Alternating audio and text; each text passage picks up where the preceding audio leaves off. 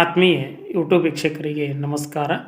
ಮಾಹಿತಿ ನಿಮಗಾಗಿ ಯೂಟ್ಯೂಬ್ ಚಾನಲ್ಗೆ ತಮ್ಮೆಲ್ಲರಿಗೂ ಸ್ವಾಗತ. ಇದೊಂದು ಧ್ವನಿ ಮುದ್ರಣ ಪಾಠ.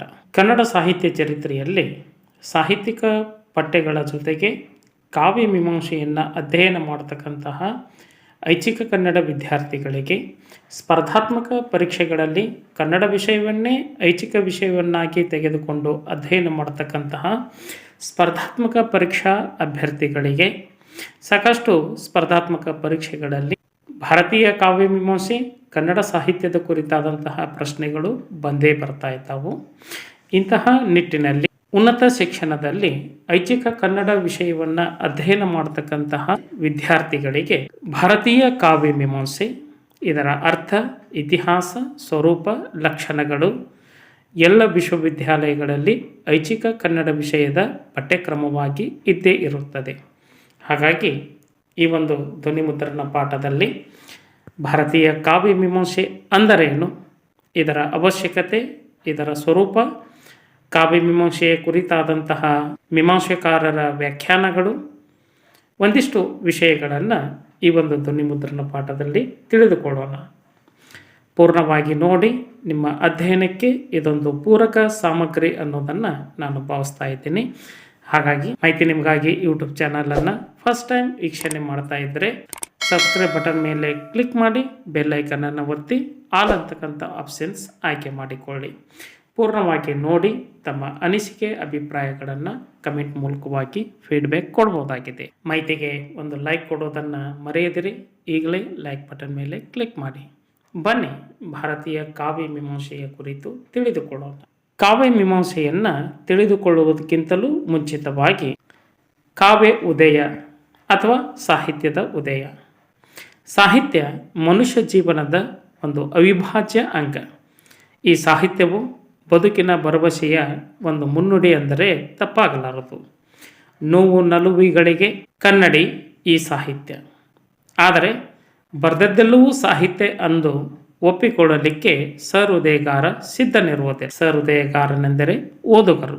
ಹಾಗಾದರೆ ಸಾಹಿತ್ಯ ಅಂದರೆ ಏನು ಮತ್ತು ಸಾಹಿತ್ಯದಲ್ಲಿ ಇರಬೇಕಾದಂತಹ ಅಂಶಗಳು ಯಾವುವು? ಈ ಗೊಂದಲ ಜಿಜ್ಞಾಸೆಗಳ ವಿಷಯಗಳಿಗೆ ಇಂದು ನಿನ್ನೆಯದಲ್ಲ. ಸಾಹಿತ್ಯ ಸೃಷ್ಟಿಯ ಜೊತೆಯಲ್ಲಿಯೇ ಹುಟ್ಟಿಕೊಂಡಂತಹ ಒಂದು ಕಾವ್ಯಶಾಸ್ತ್ರವೇ ಅದು ಕಾವ್ಯ ಮೀಮಾಂಸೆ.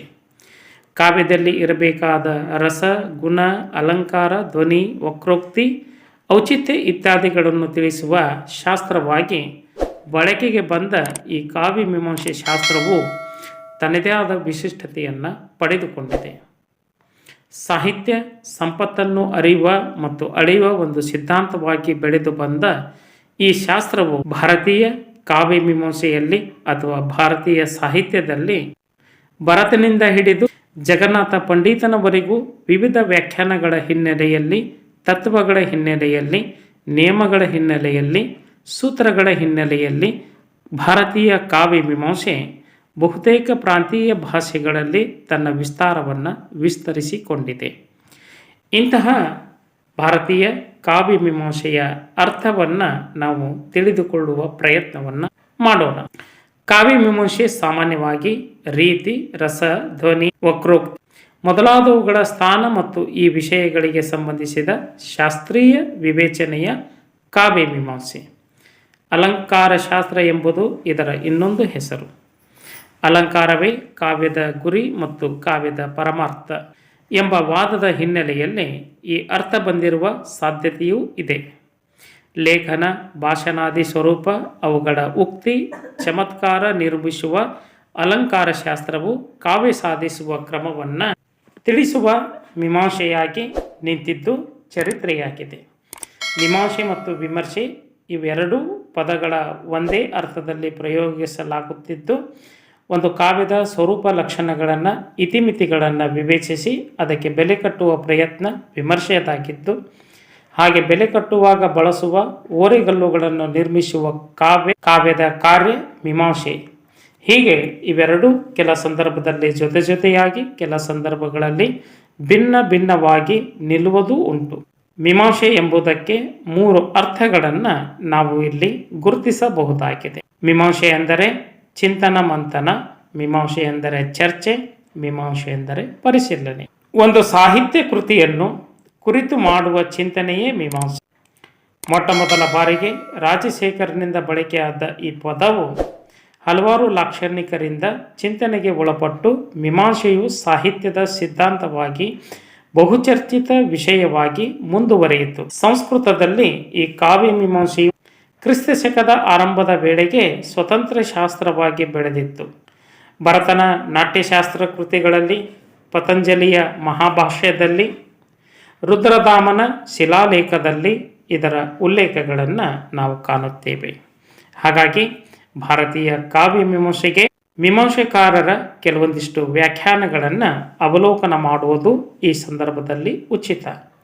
ಅಂತಹ ವ್ಯಾಖ್ಯಾನಗಳನ್ನು ಕೊಟ್ಟಂತಹ ಕನ್ನಡ ಸಾಹಿತ್ಯದಲ್ಲಿಯೂ ಕನ್ನಡ ಮೀಮಾಂಸೆಕಾರರಲ್ಲಿಯೂ ಒಬ್ಬರಾಗಿರ್ತಕ್ಕಂತಹ ಡಾಕ್ಟರ್ ಎಚ್ ತಿಪ್ಪೇರುದ್ರ ಸ್ವಾಮಿಯವರು ಕನ್ನಡ ನಾಡಿನ ಚಿಂತಕರು, ಸಾಹಿತ್ಯದ ಸಂಶೋಧಕರು. ಇವರು ಕೊಟ್ಟಂತಹ ವ್ಯಾಖ್ಯಾನವನ್ನು ಅವಲೋಕನ ಮಾಡೋಣ. ಸಾಹಿತ್ಯ ಕೃತಿಯ ಸ್ವರೂಪ, ವ್ಯಾಪ್ತಿ, ಇತಿಮಿತಿಗಳನ್ನು ವಿವೇಚಿಸಿ ಅದಕ್ಕೆ ಬೆಲೆ ಕಟ್ಟುವ ಓರೆಗಳನ್ನು ನಿರ್ಮಿಸುವ ಕಾರ್ಯವೇ ಮೀಮಾಂಸೆ ಆಗಿದೆ.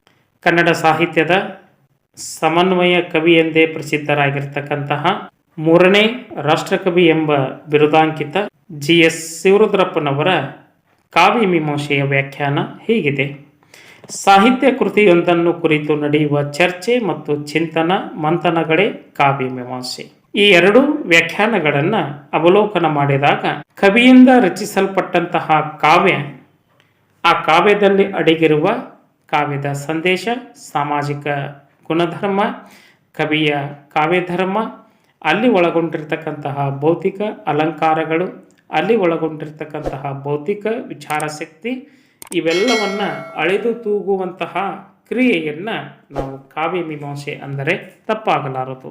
ಇಂತಹ ಕಾವ್ಯ ಮೀಮಾಂಸೆ ಭಾರತೀಯ ಸಾಹಿತ್ಯದಲ್ಲಿ ಅಥವಾ ಕನ್ನಡ ಸಾಹಿತ್ಯದಲ್ಲಿ ಯಾವ ಪರಂಪರೆಯನ್ನು ಹೊಂದಿದೆ, ಯಾವ ಇತಿಹಾಸವನ್ನು ಹೊಂದಿದೆ ಅನ್ನುವುದನ್ನು ನಾವು ಅರ್ಥ ಮಾಡಿಕೊಳ್ಳುವುದು ಇಲ್ಲಿ ಉಚಿತವಾದಂತಹ ಕ್ರಮ. ಕಾವ್ಯ ಮೀಮಾಂಸೆಯ ವಿಚಾರಕ್ಕೆ ಪ್ರಸ್ತುತ ಯುಗಮಾನಕ್ಕಿಂತಲೂ ಹಳೆಯ ಯುಗಮಾನಗಳಲ್ಲಿಯೂ ಕಾವ್ಯ ಮೀಮಾಂಸೆ ತನ್ನ ಸ್ಥಾನಮಾನವನ್ನು ಪಡೆದುಕೊಂಡಿದೆ ಅಂದರೆ ತಪ್ಪಾಗಲಾರದು.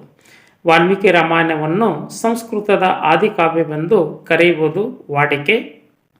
ಆದರೆ ಇದಕ್ಕೆ ಮುಂಚಿತವಾಗಿಯೇ ಭರತಖಂಡದಲ್ಲಿ ಕಾವ್ಯ ರಚನೆ ಆಗಿರುವ ಸಾಧ್ಯತೆ ಇದೆ.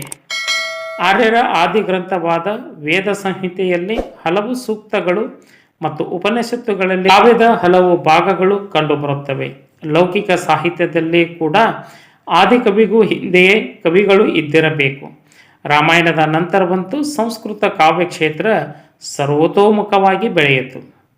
ಪತಂಜಲಿಯ ಕಾಲಕ್ಕೆ ಕ್ರಿಸ್ತಪೂರ್ವ 150 ಈ ಅವಧಿಯಲ್ಲಿ ವಾರರುಚ ಕಾವ್ಯ ಬಂದು ಇದ್ದಂತೆ ಸೂಚನೆ ಇದೆ. ಕಾರಣ, ನೀತಿ, ಶೃಂಗಾರ, ವೈರಾಗ್ಯಗಳನ್ನು ಪ್ರತಿಪಾದಿಸುವ ಪದ್ಯಖಂಡಗಳನ್ನು ಪತಂಜಲಿಯು ತನ್ನ ಮಹಾಭಾಷ್ಯದಲ್ಲಿ ಉದಾಹರಿಸಿದ್ದಾನೆ.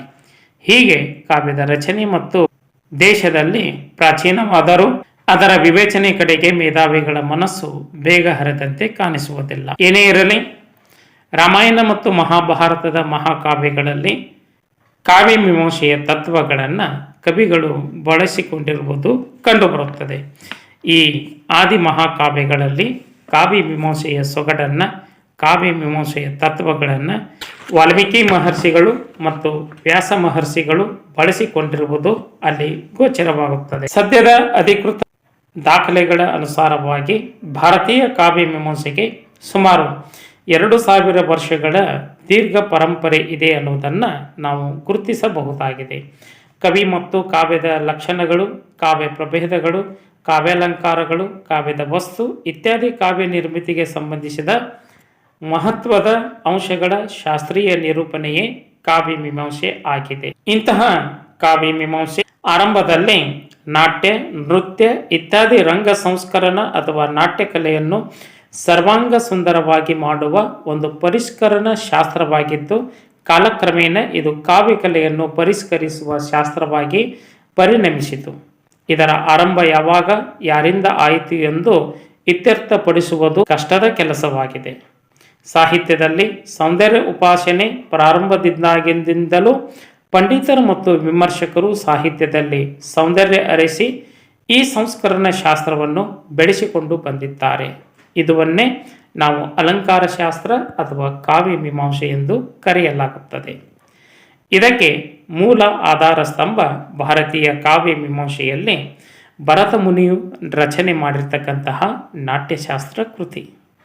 ಈ ನಾಟ್ಯಶಾಸ್ತ್ರ ಕೃತಿಯೇ ಮುಂಬರುವ ಎಲ್ಲ ಅಲಂಕಾರಿಕರಿಗೆ ಅಥವಾ ಕಾವ್ಯ ಮೀಮಾಂಸೆಕಾರರಿಗೆ ನಾಟ್ಯಶಾಸ್ತ್ರ ಎಂಬ ದೊಡ್ಡದಾದಂತಹ ಕಾವ್ಯ ಮೀಮಾಂಸೆಯ ಆಲದ ಮರ ಅನೇಕ ಟೊಂಗೆಗಳಾಗಿ ಅನೇಕ ಶಾಖೆಗಳಾಗಿ ಬೆಳೆದಿದೆ ಅಂದರೆ ಅದು ತಪ್ಪಾಗಲಾರದು. ಭರತನ ರಸ ಸಿದ್ಧಾಂತದಿಂದ ಧ್ವನಿ ಸಿದ್ಧಾಂತ, ವಕ್ರೋಕ್ತಿ, ರೀತಿ ಹೀಗೆ ಹಲವು ಸಿದ್ಧಾಂತಗಳು ರೂಪುಗೊಂಡಿದ್ದಾವು. ಇದು ಭಾರತೀಯ ಕಾವ್ಯ ಮೀಮಾಂಸೆಯ ಮುನ್ನೋಟ ಎಂಬುದನ್ನು ನಾವು ಇಲ್ಲಿ ಅರಿಯಬಹುದಾಗಿದೆ. ಹಾಗಾಗಿ ಈ ಒಂದು ಧ್ವನಿ ಮುದ್ರಣ ಪಾಠದಲ್ಲಿ ಭಾರತೀಯ ಕಾವ್ಯ ಮೀಮಾಂಸೆಯ ಒಂದು ಮುನ್ನುಡಿ, ಅದರ ಒಂದಿಷ್ಟು ಇತಿಹಾಸ, ಅದರ ಒಂದಿಷ್ಟು ಅರ್ಥವನ್ನು, ವ್ಯಾಖ್ಯಾನಗಳನ್ನು ತಿಳಿದುಕೊಂಡಿವೆ. ಇನ್ನು ಮುಂದಿನ ಅವಧಿಯೊಳಗೆ ಭಾರತೀಯ ಕಾವ್ಯ ಮೀಮಾಂಸೆಯ ಪ್ರಮುಖ ಕಾವ್ಯ ಮೀಮಾಂಸೆಕಾರರು ಯಾರು, ಅವರ ಸಿದ್ಧಾಂತಗಳು ಏನು, ಕಾವ್ಯ ಮೀಮಾಂಸೆಯ ಲಕ್ಷಣಗಳು ಯಾವುವು ಅನ್ನೋದನ್ನು ಮುಂದಿನ ಭಾಗದಲ್ಲಿ ಅರಿತುಕೊಳ್ಳೋಣ. ಈ ಒಂದು ಧ್ವನಿ ಮುದ್ರಣ ಪಾಠ ತಮಗೆ ಹೇಗೆ ಅನ್ನಿಸ್ತು? ತಮ್ಮ ಅನಿಸಿಕೆ, ಅಭಿಪ್ರಾಯಗಳನ್ನು ಕಮೆಂಟ್ ಮೂಲಕವಾಗಿ ಫೀಡ್ಬ್ಯಾಕ್ ಕೊಡ್ಬೋದಾಗಿದೆ. ಈ ಒಂದು ಮಾಹಿತಿ ತಮ್ಮ ಅಧ್ಯಯನಕ್ಕೆ ಒಂದು ಸಣ್ಣದಾದಂತಹ ಕಾಣಿಕೆ ಅನ್ನೋದನ್ನು ಭಾವಿಸಿ ಮಾಹಿತಿಯನ್ನು ಮುಕ್ತಾಯಗೊಳಿಸ್ತಾ ಇದ್ದೀನಿ. ಮಾಹಿತಿ ನಿಮಗಾಗಿ ಯೂಟ್ಯೂಬ್ ಚಾನಲ್ ಜೊತೆ ಸದಾ ಸಂಪರ್ಕದಲ್ಲಿರಿ. ಎಲ್ಲರಿಗೂ ಧನ್ಯವಾದಗಳು.